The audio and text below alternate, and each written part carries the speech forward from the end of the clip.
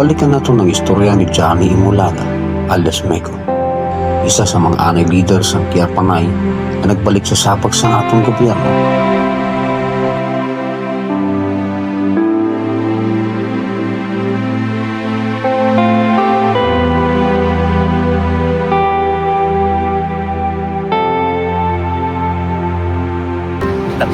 Salamat nga nasa grupo yung iliwan sa akong pamilya. Panaog talaga sa babaw. Tapos kinbigan ng mga Philippine Army. Wala na sinipan nga mas makapahamtang sang kalinong sa buot, kundi ang pagkahibalo, aluwas, maayo, ang kahimtang sang aton pinalangga sa kabuhi.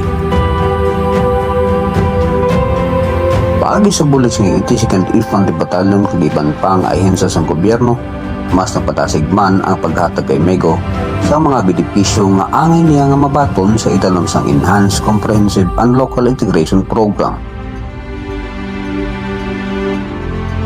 Lang taon nato ng kahimtangan ni Mego samtang siya nagapadayon nga nagapaayo.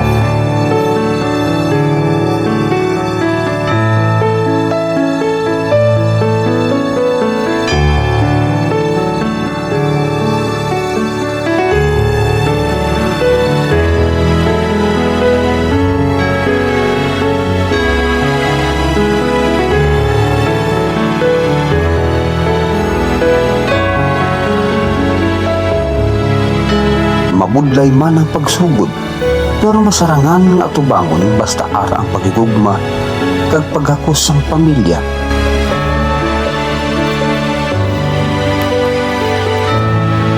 Mas masanag na subong ang dalan padulong sa pagbag-ong pinabuhi ni Mego nga para sa iya pinalangga nga pamilya, sa Ginoo kag para sa puso.